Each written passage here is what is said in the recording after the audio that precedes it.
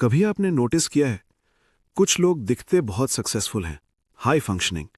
ऐसे लोग जो सुबह 6 बजे उठकर वर्कआउट करते हैं, ऑफिस जाकर डेडलाइंस फाड़ते हैं, घर आते ही सोशल गैदरिंग्स हैं, वीकेंड में भी प्रोडक्टिविटी के नाम पर हजार चीजें कर डालते हैं। बाहर से देखकर लगता है ये लोग तो जिंदगी जीत चुके हैं।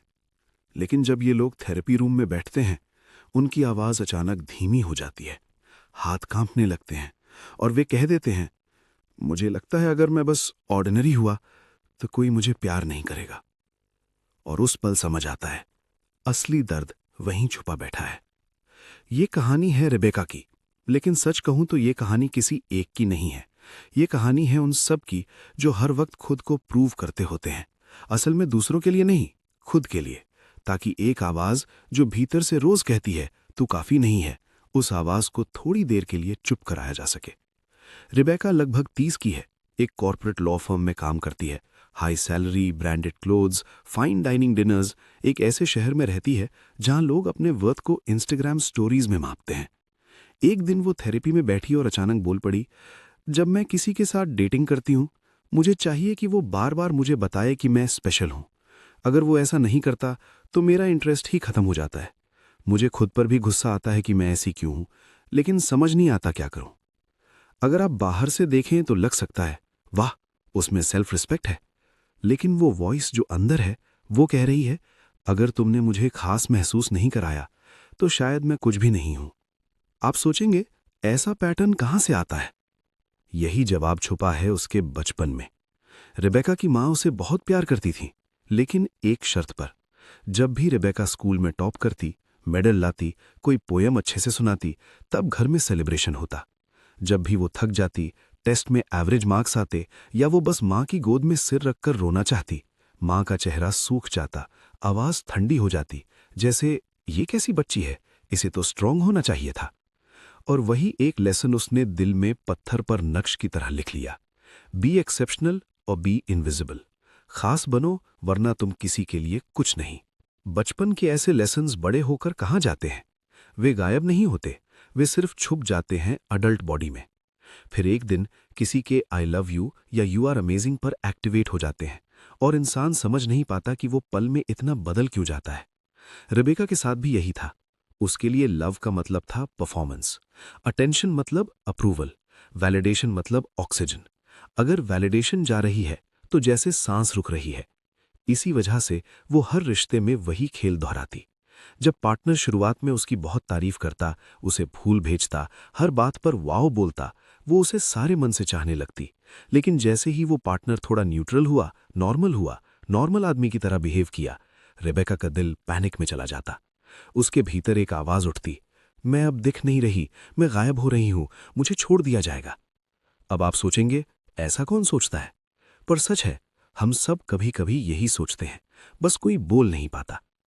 एक दिन उसने थेरेपी में कहा, जब मेरा बॉस मेरे काम की तारीफ करता है, मैं स्काई पर फील करती हूं।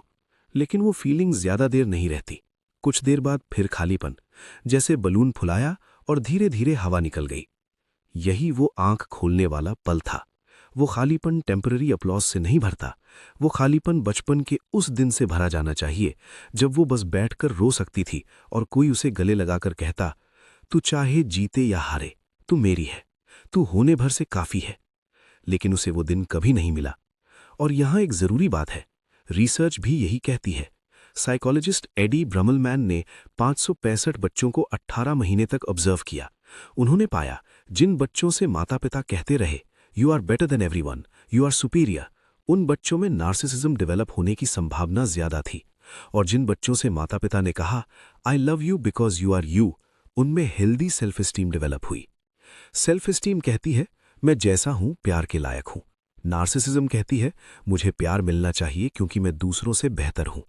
रेबेका को पहला वाला गिफ्ट कभी नहीं मिला, इसलिए वो बड़े होकर दूसरा वाला आर्मर पहनकर जीती रही।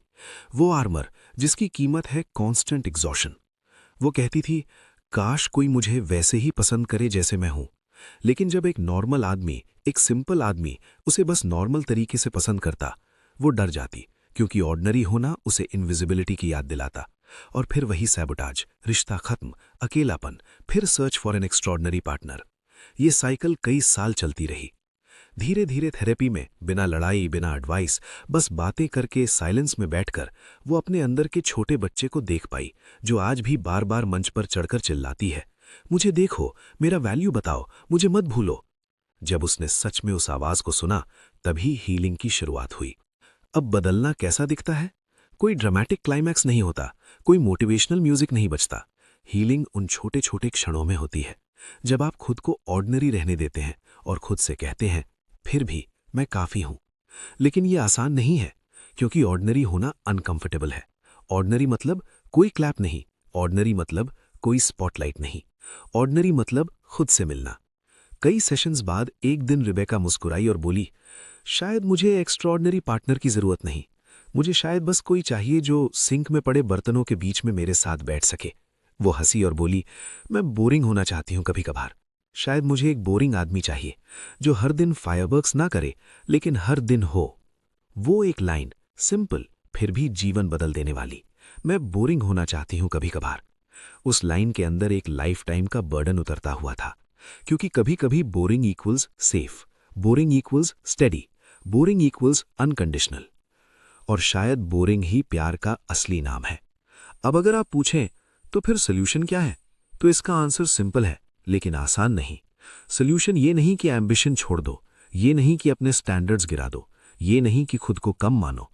सोल्यूशन सिर्फ इतना, अपनी वर्थ को एक्स्ट्राऑर्डिनरी होने से डिस्कनेक्ट कर दो। क्योंकि जिंदगी में कोई भी इंसान हर दिन हर वक्त स्पेशल नहीं हो सकता, और होना भी नहीं चाहिए। कभी कभी जीना, ब्रीदिंग, वेकिंग अप, खाना, सोना, इतनी सिंपल चीजें भी एक सेलिब्रेशन है। हम कहीं पहुंचने के चक्कर में खुद को खो देते हैं। साधारण होना कोई हार नहीं, साधारण होना दरअसल इंसान होना है।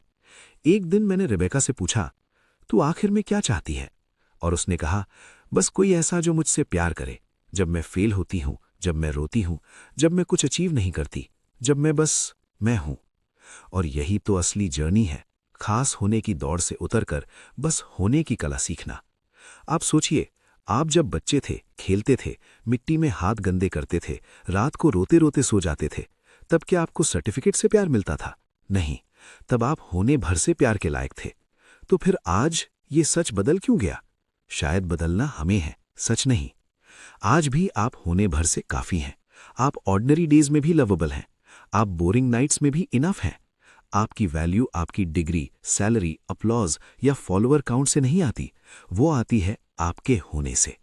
रिबेका अंत में समझ गई, वो हमेशा से काफी थी, और खास बात, वो ऑर्डिनरी डेज में भी काफी थी।